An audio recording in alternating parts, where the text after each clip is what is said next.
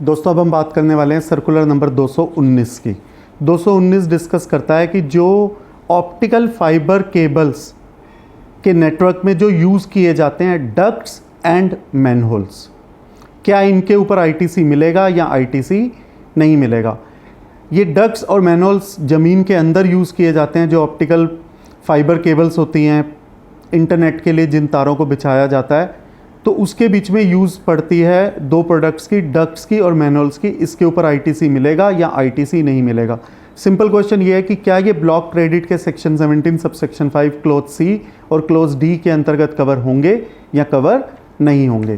पहले हम समझते हैं what does section 17 subsection 5 clause C और क्लोज डी सेज।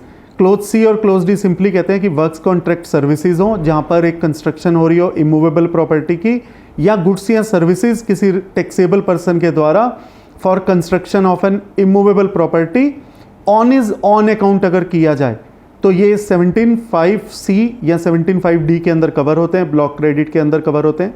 इनके ऊपर आईटीसी नहीं मिलता। बट इसके साथ साथ 17(5)(c), 17(5)(d) जहाँ पर भी इमूवेबल प्रॉपर्टी वर्ड यूज है वहाँ पर other than plant and machinery भी लिखा हुआ है। इट मीन्स अगर वो प्लांट एंड मशीनरी है तो आईटीसी मिल जाएगा, इमूवेबल प्रॉपर्टी है तो आईटीसी नहीं मिलेगा। तो अब हमें ये देखना है कि ये जो मैनहोल और डक्ट्स हैं क्या ये प्लांट एंड मशीनरी की डेफिनेशन में कवर होते हैं या कवर नहीं होते।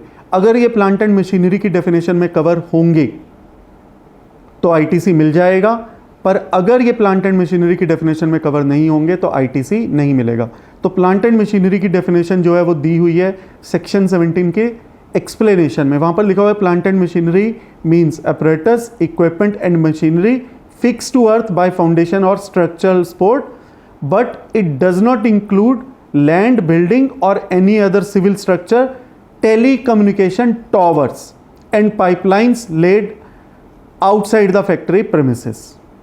तो अगेन अब ये क्वेश्चन ये आता है कि जो मैनहोल और डक्ट्स हैं क्या ये लैंड, बिल्डिंग, सिविल स्ट्रक्चर या टेलीकम्युनिकेशन सर्विसेज या पाइपलाइंस के अंदर कवर तो नहीं होते। अगर ये उसके अंदर कवर हो गए तो ये प्लांट एंड मशीनरी की डेफिनेशन से बाहर हो जाएंगे। प्लांट एंड मशीनरी की डेफिनेशन से बाहर हो गए तो इस पर आईटीसी नहीं मिलेगा। तो डक्ट्स एंड मैनहोल्स के बारे में बताया कि these are the basic components, ये बेसिक कंपोनेंट्स हैं ऑप्टिकल फाइबर केबल्स के जो कि यूज़ किए जाते हैं टू प्रोवाइड टेलीकम्युनिकेशन सर्विसेज, ना कि ये टेलीकम्युनिकेशन टॉवर्स इन इटसेल्फ हैं। ये जनरली लेड डाउन होता है, जो नोड्स है एक तरीके से कनेक्ट करता है, एक from position A to position B to position C, जहाँ पर इन चीज़ों को जोड़ा जाता है।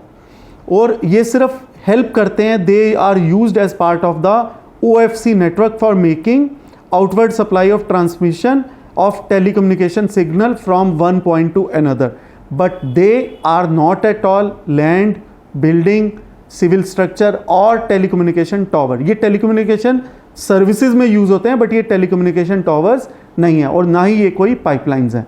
तो ये प्लांट एंड मशीनरी में कवर हो जाएंगे, और अगर ये प्लांट एंड मशीनरी में कवर हो जाएंगे तो 17(5)(c), 17(5)(d) दोनों के परव्यू से बाहर हो जाएंगे। वहाँ के परव्यू से बाहर हो गए तो ब्लॉक क्रेडिट के परव्यू से बाहर हो गए, ब्लॉक क्रेडिट के परव्यू से बाहर हो गए तो इसके ऊपर सेक्शन 16 के अंतर्गत इस पर आईटीसी मिल जाएगा।